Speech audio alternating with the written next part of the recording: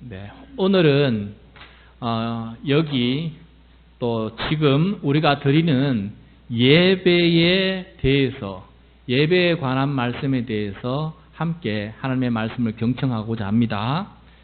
제가 교회를 처음 다닐 때 고등학교 시절이었는데 어떤 분의 간증을 읽었습니다.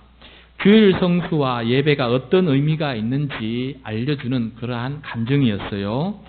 꿈에 그분이 사다리를 보았는데 하늘로 올라가는 그런 사다리였습니다. 끝까지 하늘까지 닿아 있는데 그 사다리가 천국으로 향하는 자신의 인생 여정이다라는 것을 감각적으로 느낄 수가 있었습니다.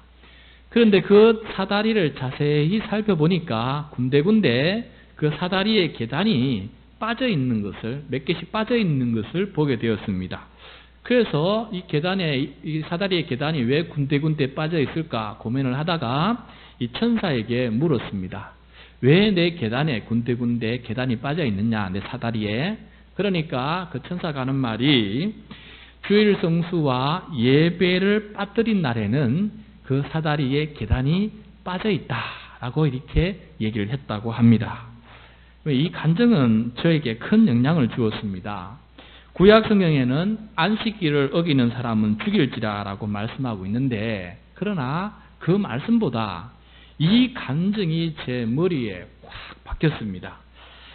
이 간증은 예수님의 은혜보다 모세의 율법을 더 강조하고 있는 부분이 있어서 한편으로는 조금 또 문제가 되는 간증이기도 합니다.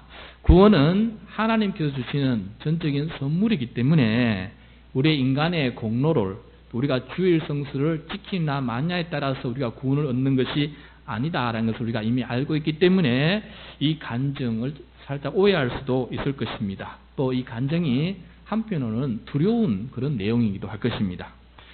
여러분, 야곱이 본 사다리 기억나십니까? 야곱이 본 천국으로 올라가는 그 사다리는 사람이 오르는 계단이 아닙니다.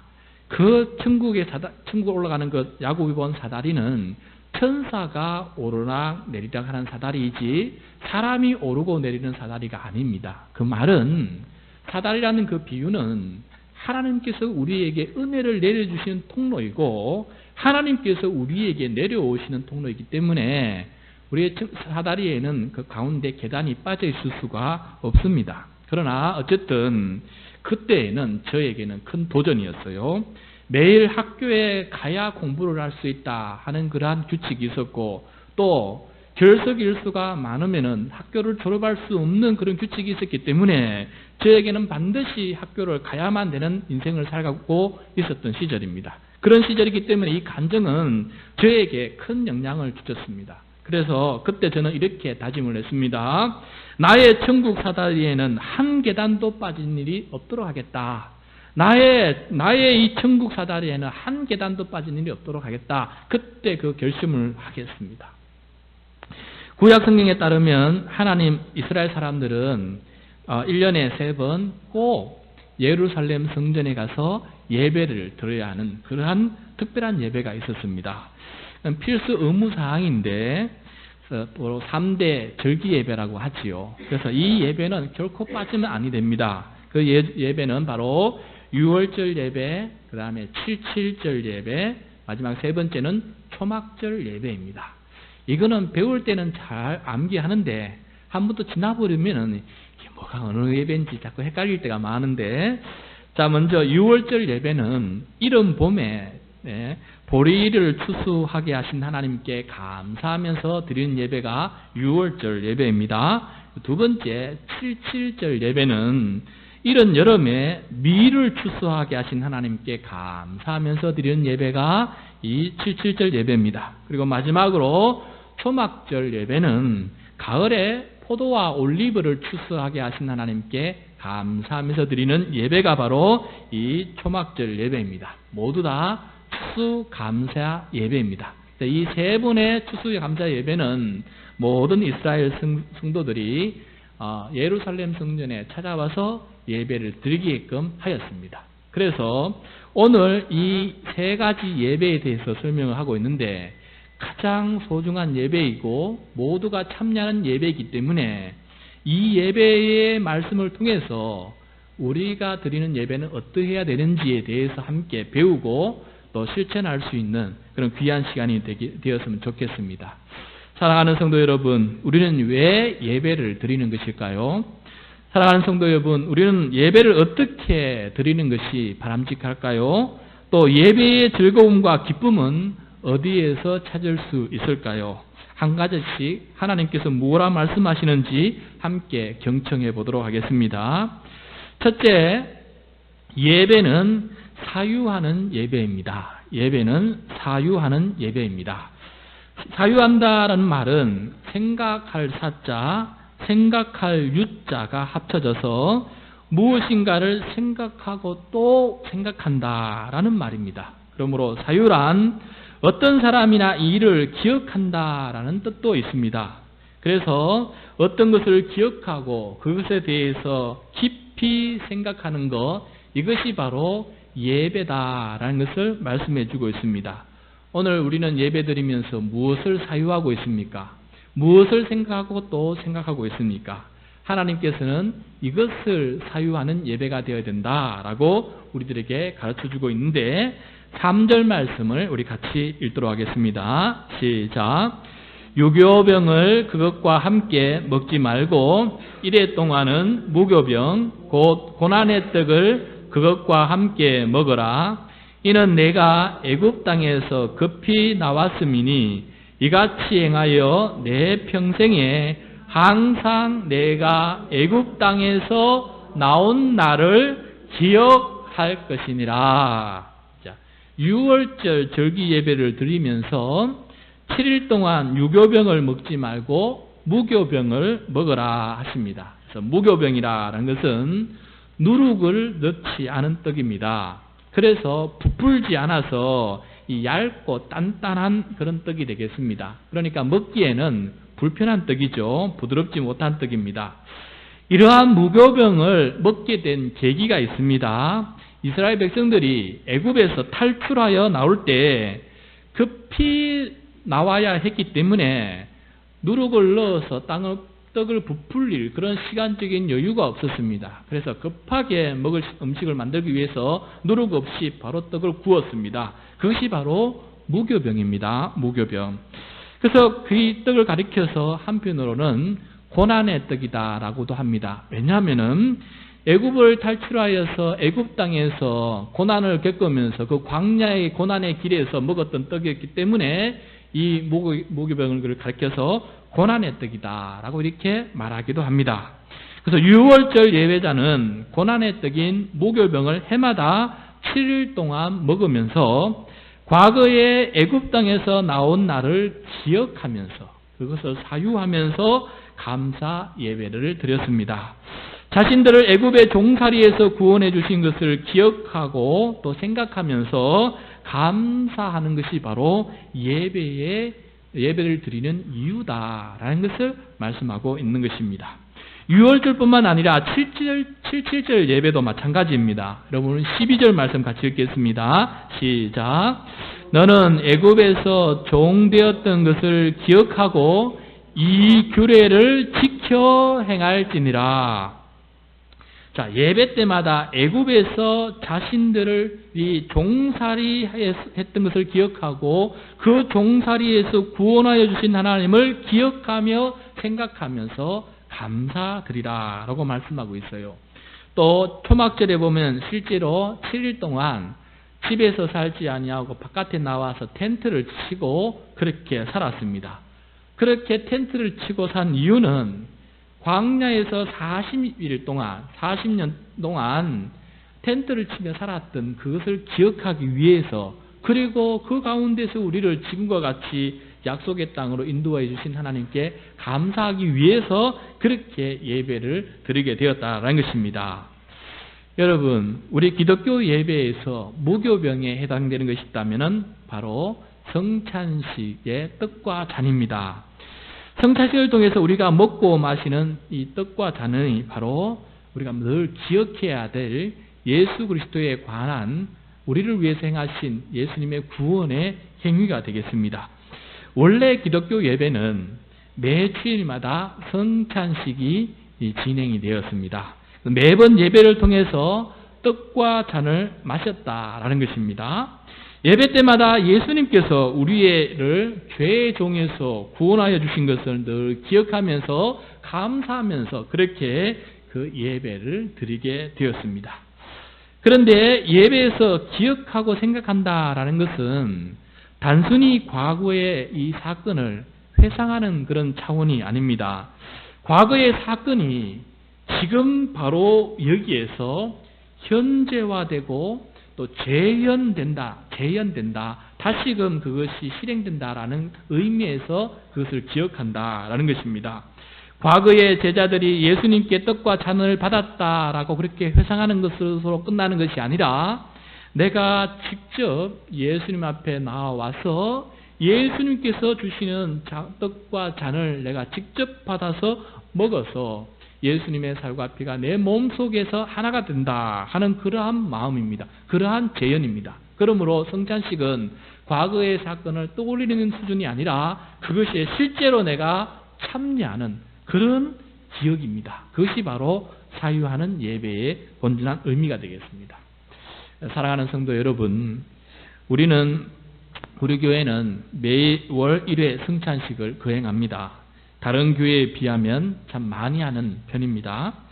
성찬식을 하지 않을 때는 여러분 앞에 있는 십자가를 바라보면서 우리가 사유를 해야 되는데 단순히 기억하는, 회상하는 차원에서가 아니라 지금 내가 나의 죄를 대신하여 십자가에 달리신 주님 앞에 내가 서 있다라고 하는 그런 생생한 마음으로 예배를 드리는 것, 그것을 가리켜서 사유하는 예배다라고 말씀하고 있습니다.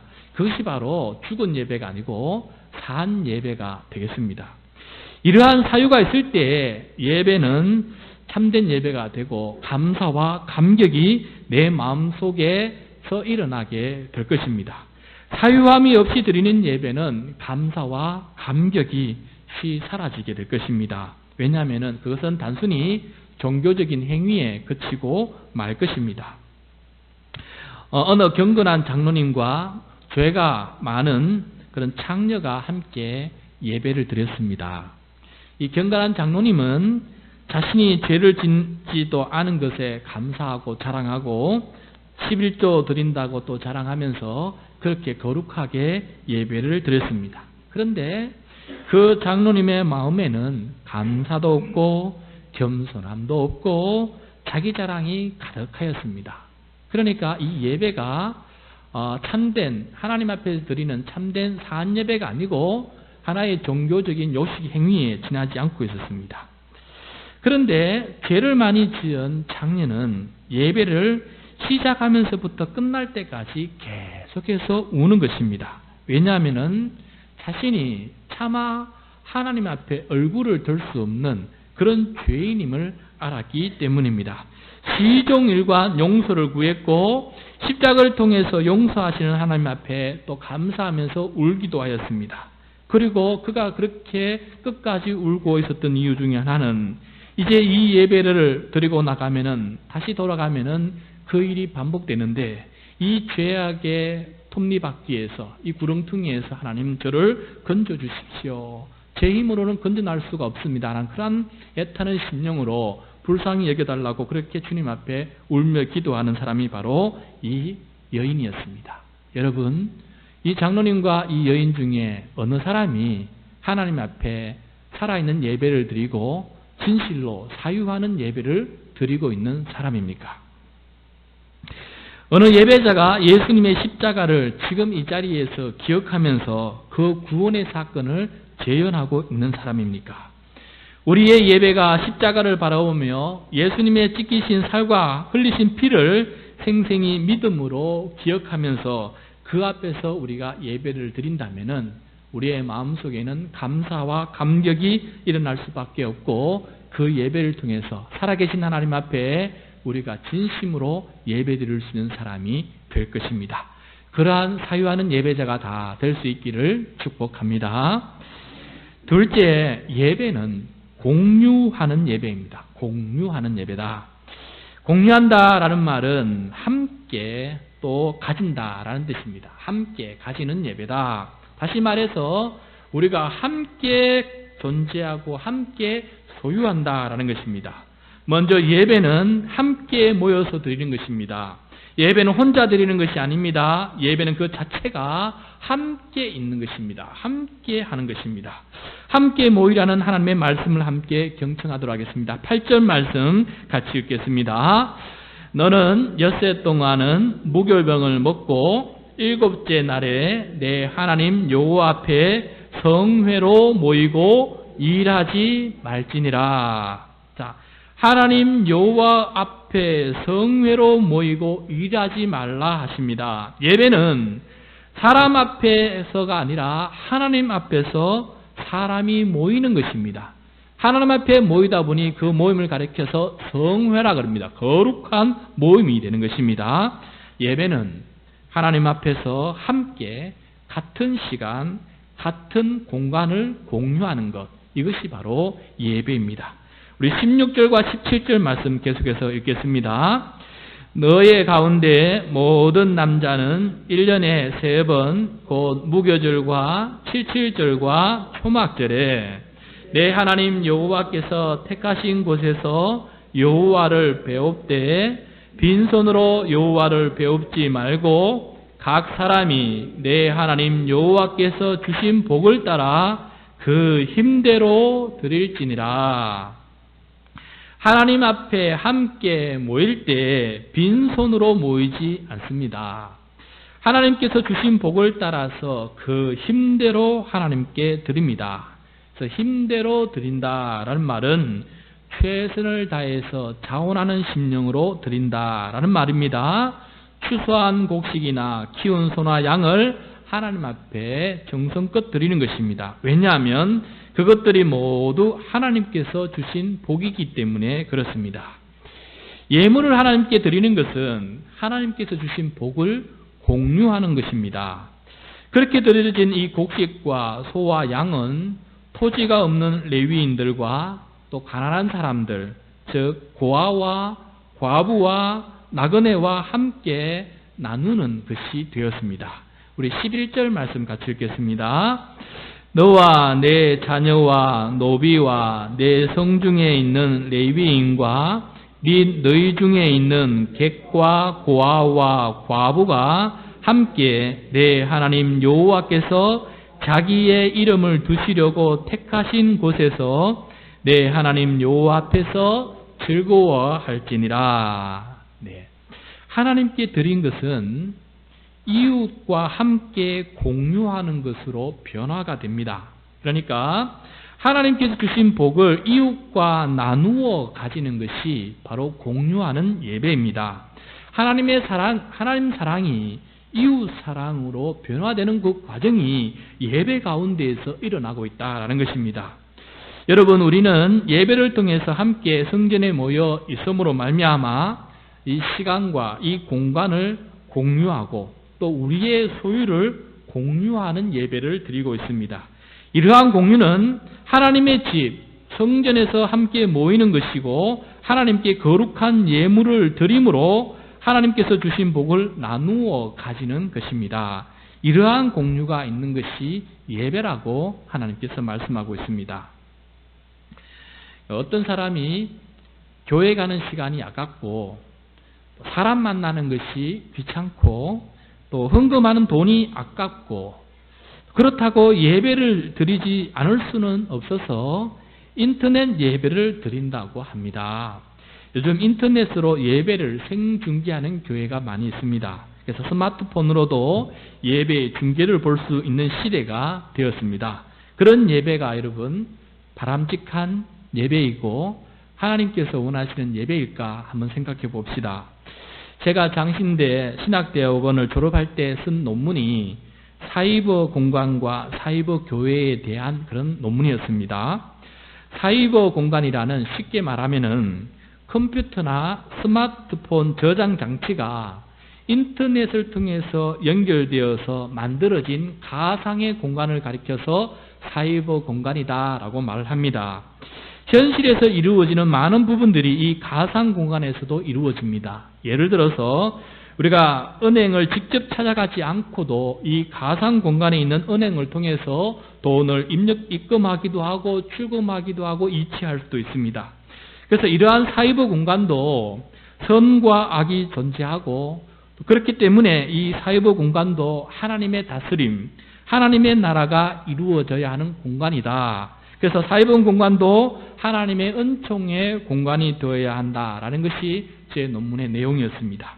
그리고 나서 저는 사이버 교회에 대해서 다루었는데, 사이버 교회란 쉽게 말하면 교회 인터넷 홈페이지입니다. 이 교회 홈페이지에 들어가면은 목사님의 설교도 들을 수 있고, 이 교회 홈페이지에 들어가면 교회 소식도 들을 수 있습니다. 사진도 볼 수가 있습니다. 주일날 요즘은 주일 예배 실황도 하기 때문에 교회 홈페이지에 들어가면은 예배도 함께 드릴 수가 있습니다. 그런데 이러한 인터넷 예배는 참다운 예배라고 할 수가 없다라는 것입니다. 오늘 하나님의 말씀에 따르면은 예배란 한 곳에 함께 모이는 것을 전제로 합니다. 육체적으로 함께 만나는 것입니다. 그리고 한 공간을 공유하면서 그 안에서 성회를 이루고 거룩한 예배 공동체를 이루는 것이 예배입니다. 뿐만 아니라 성찬식에 내가 직접 참여하면서 예수님께서 주시는 떡과 잔을 받아 먹고 마심으로 말미암아 그 성찬식에 내게 몸으로 참여하는 것이 예배입니다. 내가 성도들과 더불어서 합심하여서 함께 기도하고 찬양하고 나에게 주신 복을 헌금으로 하나님 앞에 직접 올려드리는 것, 이것이 예배입니다. 그리고 이웃과 함께 나누어 식사를 하면서 성도의 교제를 나누는 것, 이것이 바로 예배이기 때문에 인터넷 예배는 이런 것들이 불가능한 예배입니다. 그러므로 온전한 예배라고 할 수 없다. 성경적인 예배라고 할 수 없다라는 것입니다. 우리 기독교 최초의 교회 예루살렘 교회는 공유가 정말 잘 이루어진 교회입니다. 얼마나 잘 이루어져 있는지 사도행전 2장 44절부터 47절까지 말씀해 주고 있는데, 우리 화면을 보면서 같이 읽도록 하겠습니다. 시작. 믿는 사람이 다 함께 있어 모든 물건을 서로 통용하고 또 재산과 소유를 팔아 각 사람의 필요를 따라 나눠주며 날마다 마음을 같이하여 성전에 모이기를 힘쓰고 집에서 떡을 떼며 기쁨과 순전한 마음으로 음식을 먹고 하나님을 찬미하며 또 온 백성에게 칭송을 받으니 주께서 구원받는 사람을 날마다 더하게 하시니라. 아멘.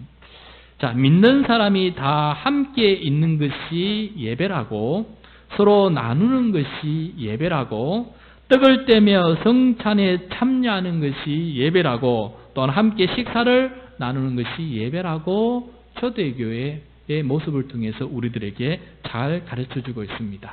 이걸로 성도 여러분, 오늘처럼 우리 모두가 주 안에서 같은 시간, 같은 공간을 함께 공유하면서 주님 앞에 헌금을 드림으로써 공유하는 예배를 매주 드리는 우리 모두가 될 수 있기를 바랍니다. 그때 하나님께서 날마다 구원받는 사람을 더하게 하실 줄로 믿습니다. 셋째, 예배는 향유하는 예배입니다.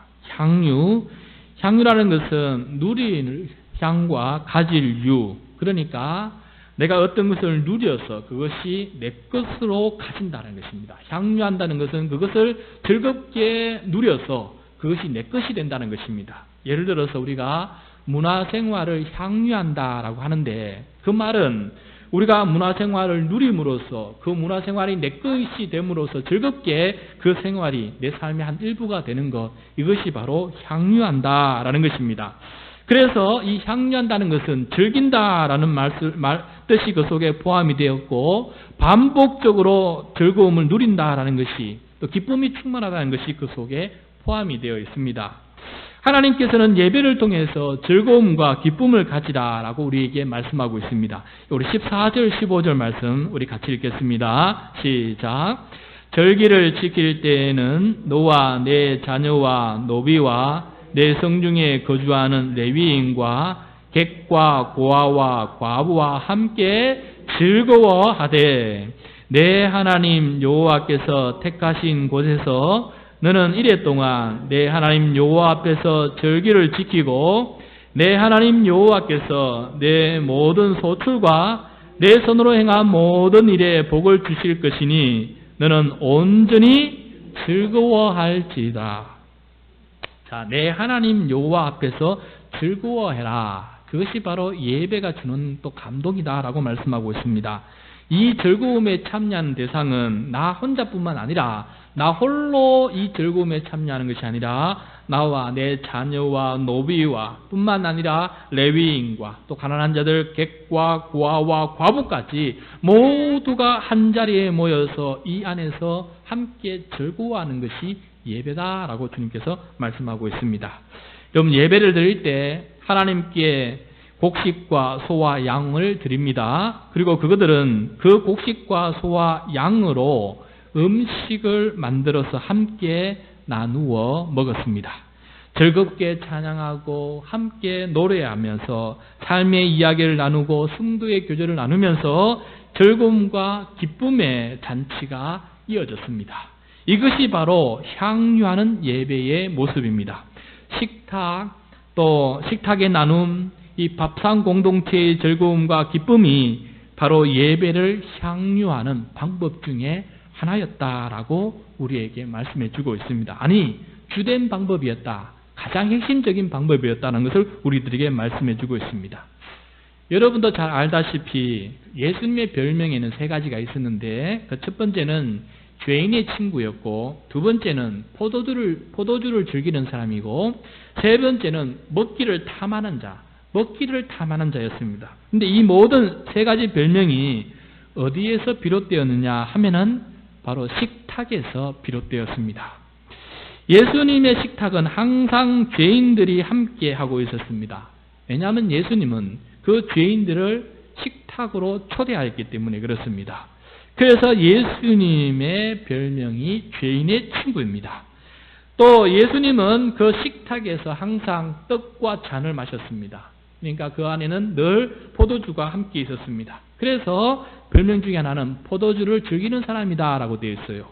또 마지막으로 예수님께서는 사람과 더불어서 그렇게 식탁을 나누는 것을, 이 밥상 공동체를 즐겨 찾으셨습니다. 그 밥상 공동체는 하늘의 하나님 나라 천국의 식탁을 상징하는 식탁으로서 하나님의 나라를 이곳에서 이루고 미리 맛보는 그러한 방법으로서 이 식탁을 주님께서 즐겨 사용하셨습니다. 그래서 예수님은 가는 곳마다 이 식탁을 많은 사람과 더불어서 천국 식탁을 누리는 곳으로 많이 활용해 주셨습니다. 그래서 예수님의 별명이 먹기를 탐하는 자다. 다른 말로 말하면 식탁을 즐겨 만드는 사람이다. 이런 별명을 가지게 되었습니다. 이렇게 예수님은 하나님 나라 식탁을 실현하면서 하나님의 나라가 어떤 것인지 죄인들과 더불어서 향유를 하셨습니다. 그 가운데에는 의인과 죄인들이 함께 앉아서 모든 사람이 함께 배불리 먹으면서 기쁨과 즐거움을 누리는 곳이라는 것을, 천국의 맛을 이곳 식탁에서 누려보라고 주님께서 그 식탁을 베푸신 것입니다. 우리가 예배 후에 식탁 공동체로 모이고 또 목장 모임을 통해서 교제를 나누는 것은 바로 향유하는 예배를 만들기 위함입니다. 식탁 자리는 예수님의 식탁의 연장선입니다. 식탁에서 죄인이 예수님의 친구가 되듯이 우리 모든 성도는 친구가 되는 것이며, 더 나아가 하나님 아버지의 자녀, 또 영적인 형제 자매가 되는 자리가 바로 식탁의 자리입니다. 천국 식탁을 미리 맛보는 자리가 바로 우리가 함께하는 자리입니다.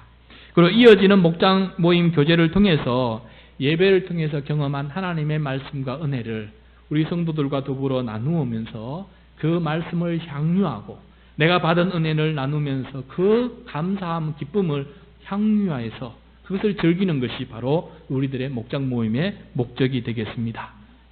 성도 여러분, 성찬식이 실제 식탁으로 이어지고 온 성도들과 더불어 밥상을 나누어 먹고 또 성도들의 교제를 통해서 기쁨과 즐거움을 나누며 향유하는 예배를 만들어 나아가는 우리 모두가 될 수 있기를 바랍니다.